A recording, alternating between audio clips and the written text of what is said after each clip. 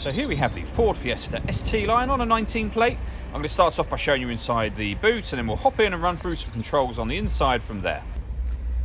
As we approach the back of the car, you can see we have reversing sensors, plenty of boot space as well, along with that 60/40 split folding rear seat should you wish to increase this space even further. Okay, now that we're inside the car, we're going to start with the dials. On the left-hand side, we have the rev counter, and on the right-hand side, the speedometer. In the middle at the bottom, we have the fuel gauge and coolant temperature gauge, and above that, the main trip computer section, which includes the total miles for the car. They are 16,993. Beneath that, you can see there's a digital readout for the speedometer. You can change the information displayed there by using buttons on the steering wheel.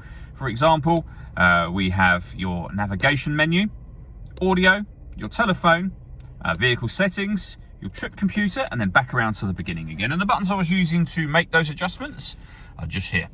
We have stereo and phone controls beneath that. Stereo controls continue on the left along with a speed limiter.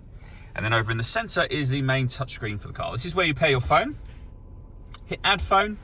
Search for your vehicle on your device and select it once it is found. Follow the instructions on screen from there. You can see the car's got satellite navigation. There's a full video showing how the sat-nav system works, which you can find on our website and on our YouTube channel. And we can come back out to the home screen, and this is where you can access your music. There's a number of ways in which to listen to music in this car. We have AM, FM and DAB radio, as well as Bluetooth audio. There are also two separate USB inputs, so if you plug devices into those, they'll then appear up here as further options for you.